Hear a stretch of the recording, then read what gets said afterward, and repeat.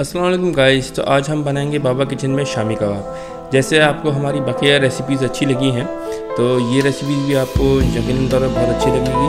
तो चलिए स्टार्ट करते हैं कि इसको हम कैसे बनाते हैं।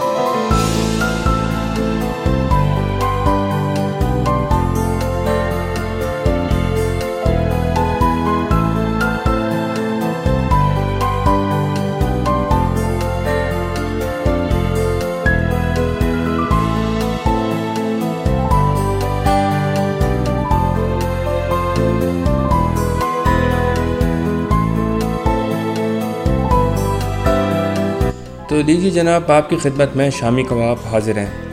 तो इस रेसिपी को आप एज इट इज़ बनाइएगा और घर में एक दफ़ा ज़रूर ट्राई कीजिएगा। अपने प्यारों को, अपने चाहने वालों को ज़रूर खिलाएँ और हमें बताएं कि आपको ये रेसिपी हमारी कैसी लगी। और हमारे चैनल को सब्सक्राइब ज़रूर कीजिए ताकि आगे आने वाली रेसिपीज़ आपको मिलती रहें। जज़ाकल्लाह।